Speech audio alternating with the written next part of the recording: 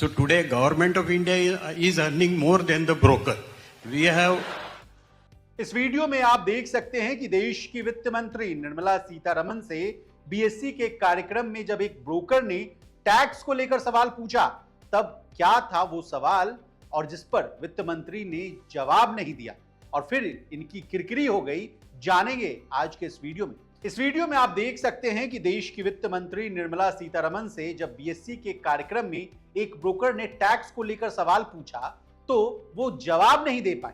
अब क्या था वो सवाल जिस पर वित्त मंत्री ने जवाब नहीं दिया और फिर इनकी किरकिरी हो गई सोशल मीडिया पर, जानेंगे आज के इस वीडियो में। बीएससी के कार्यक्रम में एक ब्रोकर ने स्टॉक मार्केट ब्रोकर्स और रियल एस्टेट ट्रांजैक्शंस पर भारी भरकम टैक्स लगाने को लेकर एक सवाल पूछ लिया।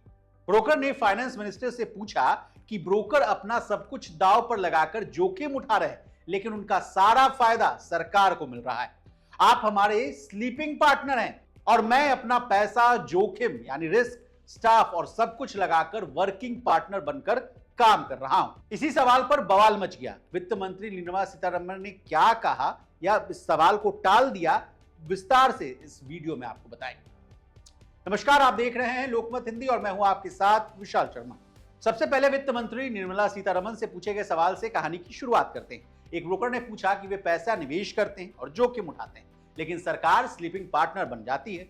सरकार GST, IGST, stamp duty, securities transaction tax यानी एसटीटी और लॉन्ग टर्म कैपिटल गेन्स यानी एलटीसीजी टैक्स से ज्यादा कमाई करती है। सरकार को लाभ का एक हिस्सा लेने वाला स्लीपिंग पार्टनर बताते हुए ब्रोकर ने घर खरीदने पर चुकाए जाने वाले टैक्स की रकम पर भी सवाल उठा दिया। ब्रोकर के मुताबिक स्टाम्प शुल्क और जीएसटी के जरिए सरकार घर खरीदारों से कमाई करती। ब्रोकर ने जब सवाल पूछा कि ऐसे माहौल में सरकार सीमित संसाधनों वाले लोगों को घर खरीदने में कैसे मदद करेगी या एक ब्रोकर भारी भरकम टैक्स के साथ कैसे काम कर सकता है, यहां सरकार स्लीपिंग पार्टनर है और ब्रोकर वर्किंग पार्टनर है, ये सवाल पूछा गया। हर कोई ये मानकर चल रहा था कि निर्मला इस सवाल का जवाब देगी, लेकिन पूछे गए सवाल के जवाब में वित्त मंत्री निर्मला सीतारमण ने मजाकिया अंदाज में कहा कि एक स्लीपिंग पार्टनर यहां बैठकर जवाब नहीं दे सकता है।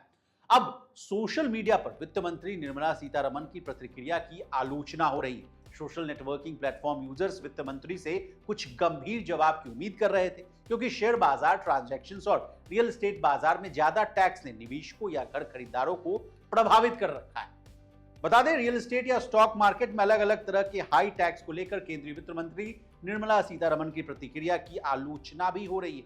इसके अलावा ब्रोकर ने मुंबई में घर खरीदने को लेकर भी बातें कही। ये मामला क्या है, इसको भी और विस्तार से जानिए। हम आपको कहानी की शुरुआत में इसको बता चुके हैं, लेकिन विस्तार से क्या कहा है ये भी जानिए।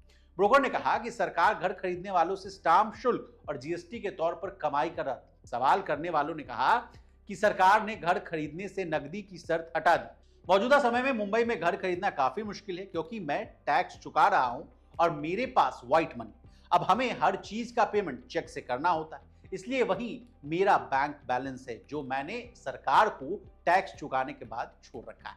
मैं फिर से घर खरीदने जा रहा हूं तो मुझे 11% स्टाम्प फीस और जीएसटी देना होगा। उन्होंने पूछा कि वित्त मंत्री सीमित संसाधनों वाले किसी व्यक्ति को घर खरीदने में कैसे मदद करेंगे। इस सवाल का जवाब भी निर्मला सीतारमण की तरफ से नहीं आया। बता दें, निर्मला सीतारमण कई बार अपने अजीबोगरीब बयान से सुर्खियों में रहती।